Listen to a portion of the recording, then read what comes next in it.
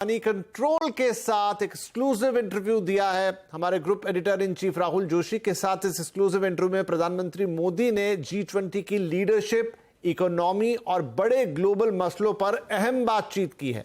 इसमें प्रधानमंत्री ने कहा है कि भारत विकासशील देशों के हितों को आगे बढ़ा रहा है। इसमें वो देशों भी शामिल हैं जो G20 के सदस्य देश नहीं हैं। इसके अलावा उन्होंने और बहुत सारी बातें यहां पर की हैं जिन्हें हम आपको बताएंगे। ये एक टेक्स्ट इंटरव्यू है। जैसा मैंने आपसे कहा कि उन्होंने विशेष तौर पर moneycontrol.com जो कि नेटवर्क 18 का डिजिटल वेब पोर्टल है उसको ये इंटरव्यू दिया है और नेटवर्क 18 और news18.com के editor in chief Rahul Joshi साहब को ये इंटरव्यू दिया गया है। तो अब हम इस इंटरव्यू के अलग अलग हिस्से, उन्होंने अलग अलग सवालों के जवाब में क्या कहा है उसके कुछ प्रमुख अंश देखिए। ये पूरा इंटरव्यू आपको सुनने देखने को मिलेगा, मनी कंट्रोल पर पढ़ने के लिए मिलेगा, लेकिन उसके कुछ अहम अंश हम यहां पर आपके लिए लेकर आए हैं। तो हमारे सहयोगी लक्ष्मण रॉय, हमारे इकोनॉमिक पॉलिसी एडिटर, वो हमारे साथ हैं, उनके पास चलेंगे। साथ ही दो वरिष्ठ मेहमान भी हमारे साथ हैं, निरंजन हीरानंदानी साहब भी हमारे साथ कार्यक्रम में जुड़ रहे हैं और साथ ही शिवकांत शर्मा जी भी हमारे साथ कार्यक्रम पे जुड़ रहे हैं। उन दोनों की टिप्पणी हम इस पर लेंगे, लेकिन पहले इंटरव्यू की हम शुरुआत करते हैं। तो लक्ष्मण जी देखिए, अलग अलग मुद्दे, चाहे G20 हो, चाहे इन्फ्लेशन हो, इकोनॉमी हो, ग्रोथ हो, अहम मुद्दों पे बातचीत की है प्रधानमंत्री ने। शुरुआत में करना चाहूंगा G20 से, क्योंकि वो एक इस समय चर्चा का सबसे बड़ा विषय है। प्रधानमंत्री ने उसे लेकर क्या कहा है इस इंटरव्यू में? देखिए, प्रधानमंत्री ने अपने इंटरव्यू में साफ तौर से कहा है कि G20 की ये जो बैठक होने जा रही है, जिसकी अध्यक्षता भारत कर रहा है, वो अब तक की G20 की बैठक से काफ़ी ज़्यादा अलग है और काफ़ी ज़्यादा महत्वपूर्ण है। महत्वपूर्ण दो मायनों में। पहले माना ये कि विकासशील देशों के लिए एक काफ़ी महत्वपूर्ण बैठक होने जा रही है, क्योंकि इस बैठक की खासियत यह है कि भारत इसकी अध्यक्षता तो कर ही रहा है, लेकिन भारत ने अध्यक्ष होने के नाते जिन जिन देशों को बुलाया है वो विकासशील देशों का एक प्रतिनिधित्व करता हुआ देश है। मिसाल के तौर पर आपको बता दूं कि Bangladesh, Egypt, Mauritius, Netherland, Nigeria, Singapore जैसे देशों को भी भारत ने विशेष अतिथि के तौर पर बुलाया है।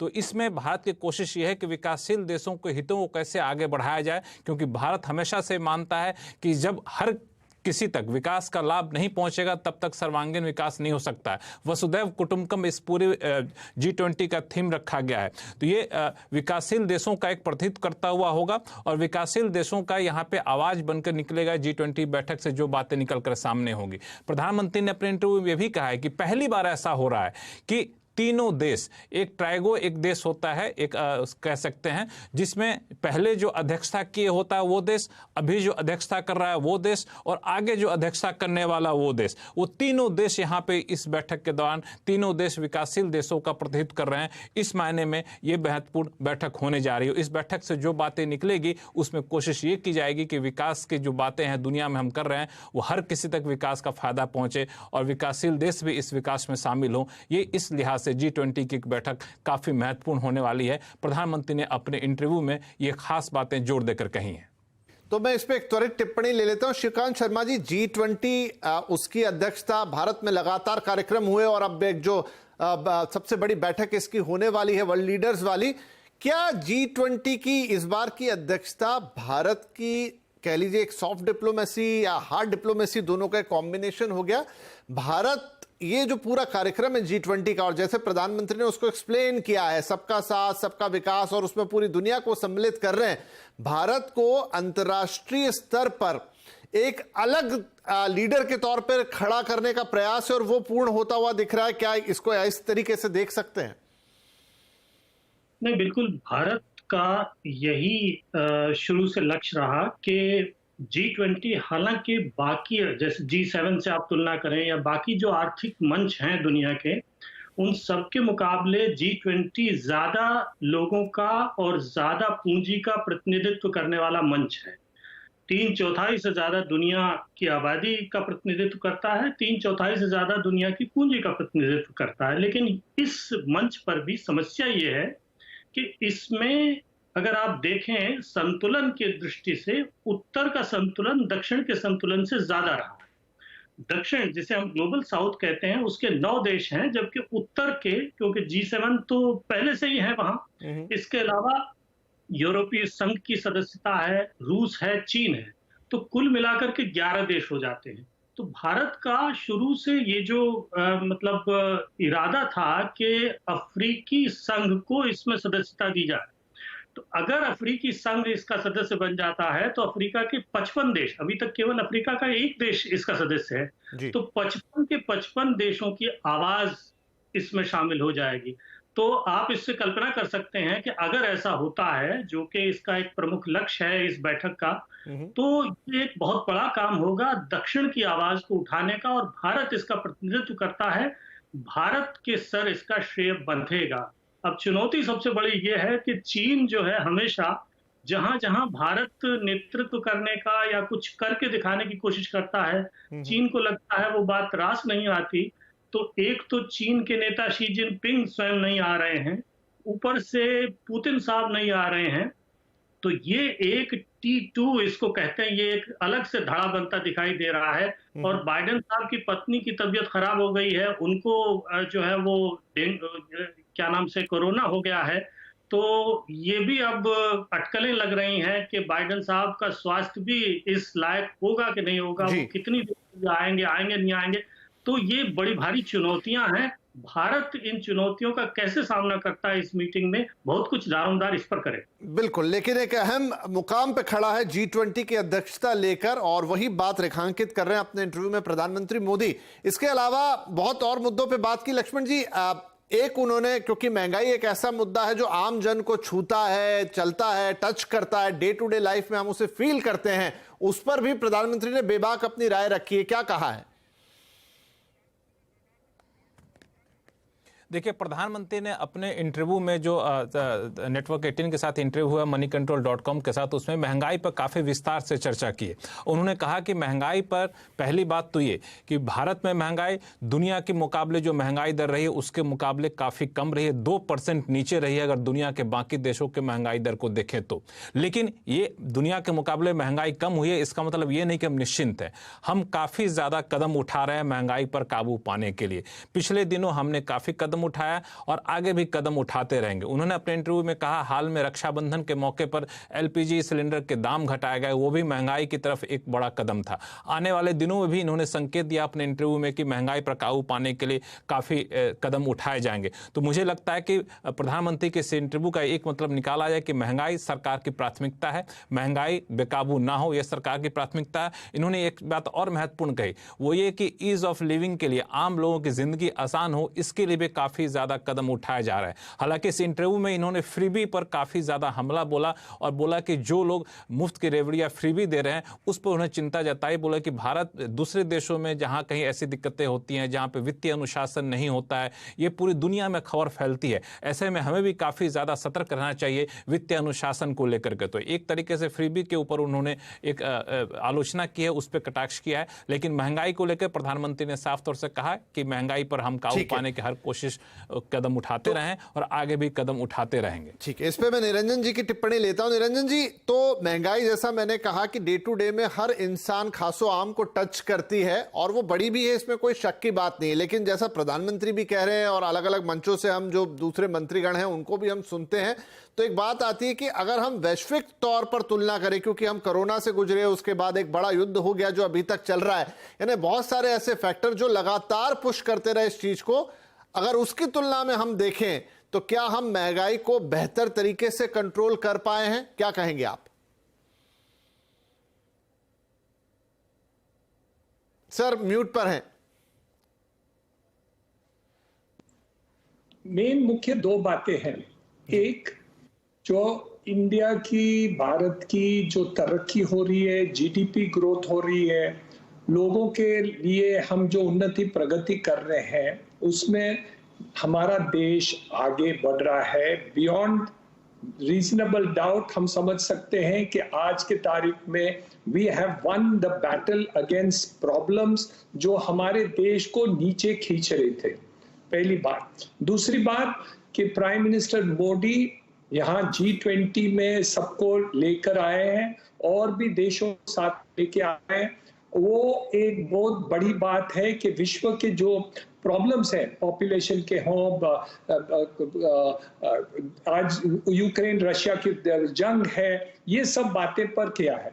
लेकिन उनका फोकस कहाँ रहा है कि जो देश में भूख है, जहां हमारा देश हम उसको पूरा कर पाए हैं, हम सबको खाना दे पा रहे हैं, इसके कारण हम जो हमारे पॉपुलेशन 100 करोड़ की है, उनको आज की तारीख में स्किलिंग करने के बाद हम ये ऑप्टिमिज्म देख सकते हैं, पॉजिटिव व्यू देख सकते हैं कि हमारे देश की हेल्थ, एजुकेशन और सोशल सेक्टर में जो प्रगति हम करना चाहते हैं, हम पूरा विश्व में ये बांटना चाहते हैं। जैसे कोरोना के समय पर हमने कैसे वैक्सीन सबको दिलाए, आज हम ये इन्फ्लेशन का कंट्रोल कर पा रहे हैं, हमारे देश में प्रगति हम कर रहे हैं, इंफ्रास्ट्रक्चर हम डेवलपमेंट कर रहे हैं, लेकिन हम पूरे विश्व को इसमें साथ में शरीक करके हम करना चाहते हैं। तो ये बहुत बड़ी बात है। वो कह रहे हैं one earth, one family, one future. Future ऐसे नहीं है कि हमारे देश की प्रगति हो और दूसरे देशों की प्रगति नहीं हो। ये बहुत बड़ी बात है। G20 के लक्ष्य में आप देखा जाए तो ये एक सबको साथ लेके जाना चाहते हैं। तो मेरे अंदाज से प्रधानमंत्री मोदी जी का ये G20 का जो मकसद रहा है वो है कि सबको इकट्ठा करके पूरे विश्व में एक इन्फ्लुएंस कर सके। जहां यूनाइटेड नेशंस हम पहुंच नहीं पा रहे हैं, जहां यूनाइटेड नेशंस जो ये मकसद से बनाया गया था कि हमारे विश्व में कोई जंग नहीं हो, वो नहीं कर पा रहे हैं। वो चाहते हैं कि एटलीस्ट ये सेंटर पर इतने देशों के साथ हम एक ऑब्जेक्टिव को पूरा कर सकते हैं। और मेरे अंदाज से वो लीडरशिप जो दिखाई है वो उनको बधाई देना चाहता हूं, क्योंकि ये लीडरशिप एक अलग ही लीडरशिप है जो ईस्ट एंड वेस्ट, नॉर्थ और साउथ को सबको मिलाना चाहता है। ईस्ट और वेस्ट, रशिया को भी साथ में रखना चाहते हैं, अमेरिका और यूरोपियन नेशंस को साथ में रखना चाहते हैं, डेवलपिंग नेशंस को साथ में रखना चाहते हैं, और जो पीछे नेशंस हैं, जो अफ्रीका के जो नेशंस हैं, उनको भी साथ रखना चाहते हैं। तो G20 का प्लेटफॉर्म जो पहले था और आज की तारीख में प्रधानमंत्री मोदी जी जो बनाना चाहते हैं वो बहुत ही ऊंचे दृष्टिकोण से देख रहे हैं। और मैं समझता हूं कि हमारे देश को, भारत को उससे बहुत ही फायदा हो रहा है, क्योंकि सब देश को यहाँ आके जितने भी लोग आए, बहुत लोग आए यहाँ विश्व से, G20 का पूरे साल के अंदर जो प्रोग्राम्स रहे हैं सब देशों में घूमते रहे हैं। तो मेरे अंदाज से ये सब देखने के बाद उनको पता है कि हमारी देश और डेमोक्रेसी और अलग जो प्रगति हो रही है उसमें हमारा देश आगे ही है। सो ये लीडरशिप के लिए भी प्रधानमंत्री जी को बहुत बहुत बधाई है। जी, तो मैं फिर से बता दूं दर्शकों को कि ये इंटरव्यू जो है प्रधानमंत्री ने moneycontrol.com को दिया है, जिसे आप टेक्स्ट फॉर्म में पढ़ेंगे moneycontrol.com पर, और हम यहाँ पर उसके प्रमुख अंश आपको बता रहे हैं। लक्ष्मण रॉय वो एक एक करके चीजें बता रहे हैं जो हाइलाइटर रहेंगी उस इंटरव्यू की, और हम आपसे बातचीत भी कर रहे हैं अपने मेहमानों से। लक्ष्मण जी, दो और चीजों पर उन्होंने बहुत गहराई में बात की, एक तो ग्रोथ और दूसरे रिफॉर्म्स। क्या कहा है? देखिए, ग्रोथ को लेकर के उन्होंने दो बातें कही है। पहली बात कि भारत सिर्फ भारत के लिए ग्रोथ नहीं कर रहा है, भारत में जो ग्रोथ हो रहा है वो बाकी देशों के लिए ग्रोथ हो रहा है, ये ग्लोबल साउथ के लिए ग्रोथ हो रहा है। उन्होंने कहा कि भारत में जो ग्रोथ हो रहा है वो क्लीन ग्रोथ हो रहा है, ग्रीन ग्रोथ हो रहा है, यानी यहाँ पे पर्यावरण पर भी खास फोकस किया जा रहा है, और ये मानव या फिर कहें कि इंसानियत को भी ध्यान में रखते हुए ग्रोथ किया जा रहा है। ह्यूमन सेंट्रिक ग्रोथ है यहाँ पे। तो ये ऐसा ग्रोथ मॉडल है भारत का जो दूसरे देशों को भी इस ग्रोथ मॉडल से सीखना चाहिए, और ये पूरे ग्लोबल साउथ के इंटरेस्ट में है कि भारत का जो ग्रोथ मॉडल है उसको इंप्लीमेंट किया जाए। और भारत के ग्रोथ काफ़ी मायनों में अलग है, और भारत का ग्रोथ सिर्फ भारत के लिए नहीं बल्कि दुनिया के लिए है। लेकिन उन्होंने एक और महत्वपूर्ण बात कही इस ग्रोथ के साथ। उन्होंने कहा कि भारत में जो भी ग्रोथ हुआ है उसका श्रेय उन्होंने जनता को दिया। बोला उन्होंने कि राजनीतिक तौर पर राजनीतिक स्थायित्व जो है, पॉलिटिकल स्टेबिलिटी जो है, वो एक बड़ी वजह है भारत में ग्रोथ का। जनता ने सरकार में भरोसा जताया है और सरकार को स्थायित्व दिया है, यही वजह इस ग्रोथ के पीछे असली वजह है। और पहली बार में भारी बहुमत से जनता ने जिताया, क्योंकि हमने जो वादा किया था उस वादे को पूरा करना था। दूसरे टर्म में हमारे फ्यूचर प्लान को जनता ने भरोसा दिया और फिर उसके हिसाब से हमें सत्ता में लाया। और आने वाले दिनों में उन्होंने अपने इंटरव्यू में कहा कि आने वाले दिनों में economy, education, social empowerment, welfare delivery, infrastructure, इन सारी चीजों पर सरकार की पैनी नजर रहेगी और इस सेक्टर में काफी तेजी से ग्रोथ हो, इसके लिए भी कदम उठाता हुआ सरकार आगे बढ़ती हुई दिखेगी। जी, तो शिवकांत जी, यहाँ जब प्रधानमंत्री ग्रोथ की बात कर रहे हैं या फिर जब रिफॉर्म्स की बात कर रहे हैं तो उसमें वो नंबर्स काउंट नहीं करा रहे हो, ग्लोबल पुट की बात कर रहे हैं। उन्होंने कहा हमारी ग्रोथ जो है क्लीन और ग्रीन ग्रोथ है, ये एक इंक्लूसिव ग्रोथ है देश के लिए भी, और ये ग्रोथ अब दुनिया की, तो वो धीरे से अब भारत की ग्रोथ को दुनिया की ग्रोथ से जोड़ रहे हैं। भारत की ग्रोथ अपनी जगह है, लेकिन वो कह रहे हैं कि भारत की ग्रोथ होती है तो पूरी दुनिया के लिए ये ग्रो करने का मौका है। उन्होंने ये भी कहा कि रिफॉर्म्स के लिए लोगों की तरफ से हरी झंडी है, लोगों ने 2 बार उन्हें चुना और आगे वो और बड़े रिफॉर्म्स की तरफ मूव करेंगे।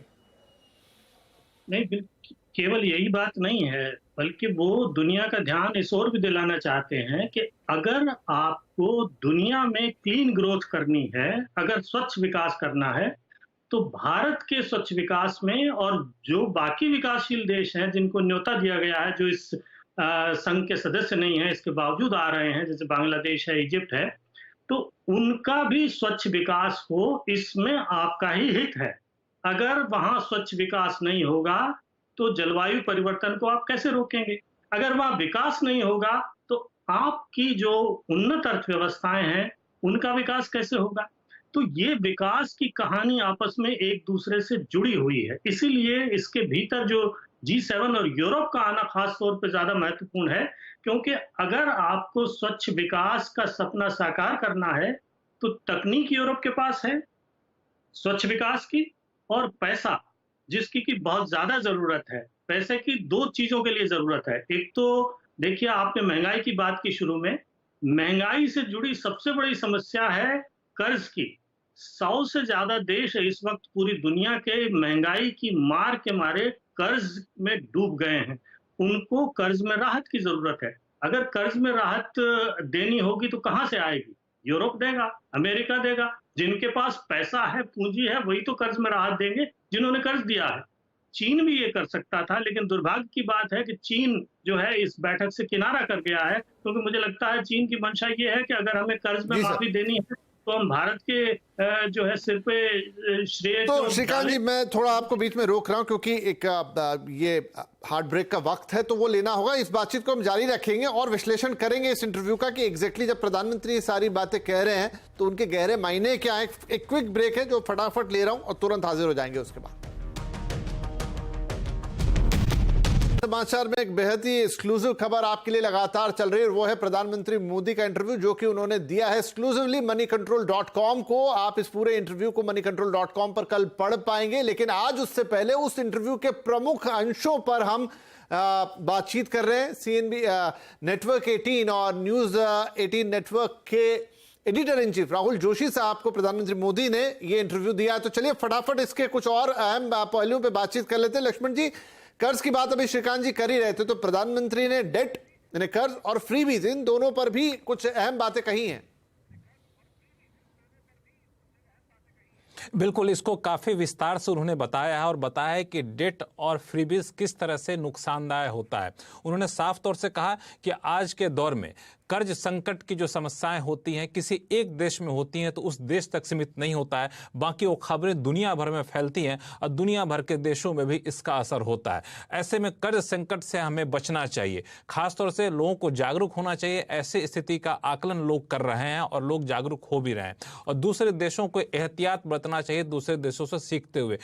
एक तरह से आपको याद दिला दूं कि श्रीलंका में जो हालत हुई थी, दूसरे देश इससे काफ़ी एहतियात बरत रहे थे, कहीं ना कहीं अप्रत्यक्ष तौर पर वहाँ भी इशारा करते हुए प्रधानमंत्री दिखे। इन्होंने ये कहा है कि वित्तीय गैर जिम्मेदार पॉलिसी से आपको सतर्क रहने की जरूरत है, और अगर आप कोई ऐसे तरह के डेट संकट में रहते हैं या फ्रीबीज देते हैं तो उसका दूरगामी असर पड़ता है और काफी उल्टा असर पड़ता है। तो ऐसी चीजों से बचना चाहिए। प्रधानमंत्री ने जोर देकर कहा कि अलग अलग प्लेटफॉर्म से भी इन्होंने इस बात को उठाया है कि डेट संकट और फ्रीबीज से जितना संभव हो बचा जाए, और अच्छी बात है कि लोग अब इसको लेकर के जागरूक हो रहे हैं। तो एक तरह से कहें कि चुनाव से पहले राजनीतिक तौर पर फ्रीबीज की घोषणाओं की जो आशंका जताई जा रही है उस तरह प्रधानमंत्री ने इशारा करते हुए कहा कि ऐसी घोषणाएं काफी ज्यादा हानिकारक होती हैं। जी, तो सर शिवकांत जी, आप अभी जिस चीज का जिक्र कर रहे थे लगभग उसी लाइन पर प्रधानमंत्री की ये बात है कि किस तरह से कर्ज का संकट किसी भी देश को मुश्किल में डालता है, और फिर उन्होंने फ्रीबीज पर भी अपनी टिप्पणी की है। नहीं, बिल्कुल, फ्रीबीज यानी मुफ्तखोरी का कर्ज संकट से सीधा संबंध ये हमने श्रीलंका में देखा, ये हम पाकिस्तान में देख रहे हैं, और ये अब बहुत से दूसरे देशों में, अफ्रीका में ये संकट दिखाई दे रहा है। जिसकी चर्चा इस वक्त प्रासंगिक नहीं है। तो क्योंकि जो मुफ्तखोरी है उसमें बांटा हुआ पैसा वोट के लिए, राजनीति के लिए बांटा जाता है, वो अनुत्पादक होता है, तो उससे किसी का फायदा नहीं होता, उससे देश का फायदा नहीं होता, उससे जो पैसा दे रहा है, जो दानदाता देश है, उनकी सोचिए ना, वो अपने रिसोर्सेज में से बड़ी मुश्किल से पैसा निकाल करके आपको सहायता दे रहे हैं, आप उसको लुटा रहे हैं वोटों के ऊपर। तो ये तो जो है कर संकट को न्योता देना है। अब इस पूरे के पूरे इस समागम की, इस सम्मेलन की सबसे बड़ी चुनौती ये होगी कि ये केवल जैसे 1983 का, देखिए 1983 का जो गुटनिरपेक्ष आंदोलन का जो शिखर था, उसके बाद का सबसे बड़ा शिखर है ये भारत में। तो ये उसकी तरह से खाली बातचीत का मंच न होकर के रह जाए, कुछ ठोस कदम इसमें उठाए जाएं कि महंगाई के नियंत्रण के लिए क्या कदम उठाए जाएंगे, और कर्ज माफी के लिए क्या कदम उठाए जाएंगे, और स्वच्छ ऊर्जा के लिए और सहयोग के लिए क्या कदम उठाए जाएंगे। कहीं ऐसा ना हो कि इसको, ये जो संकट चल रहा है यूक्रेन का, वो हाईजैक कर ले जाए, जिसके के लक्षण दिखाई दे रहे हैं। क्योंकि यूरोप की चिंता इस वक्त सबसे बड़ी उसी को लेकर के है। इसको आप इस तरह से समझिए बहुत संक्षेप में, कि मान लीजिए सिर फिर जाए कल को शी जिनपिंग का, और वो नेपाल पे चढ़ बैठे और कहे कि साहब ये तो जैसे हमारे पास तिब्बत है, उस तरह से नेपाल भी भगवान बुद्ध की जो है वो जन्मभूमि रहा है, तो ये तो हमारा है। तो उस वक्त भारत का क्या हाल होगा? तो भारत जो है उस वक्त जो चीन के हमले की बजाय विकास की बात कर पाएगा क्या? इसी तरह से यूरोप इस वक्त पूरी तरह से तुला हुआ है कि वो यूक्रेन की बात करे, लेकिन किसी तरह से उसको बना करके विकास की पटरी पर लाना, ये सबसे बड़ी चुनौती होगी, और यही देखना है कि इस सम्मेलन में होता क्या है। ठीक है, बड़ा अहम इंटरव्यू ये रहा, और उसमें कुछ अहम जो अंश है वो हमने आपको बताया। पूरा इंटरव्यू जैसे मैंने कहा कि आप moneycontrol.com पर कल पढ़ पाएंगे टेक्स्ट फॉर्मेट में, और प्रधानमंत्री मोदी ने इंटरव्यू दिया है एक्सक्लूसिवली moneycontrol.com को, जहां पर नेटवर्क 18 के editor in chief Rahul Joshi ने इंटरव्यू उनसे लिया है। हम उसके प्रमुख अंश आपको बता रहे थे। लक्ष्मण रॉय और शिवकांत शर्मा जी, बहुत शुक्रिया इस कार्यक्रम में हमसे बातचीत करने के लिए।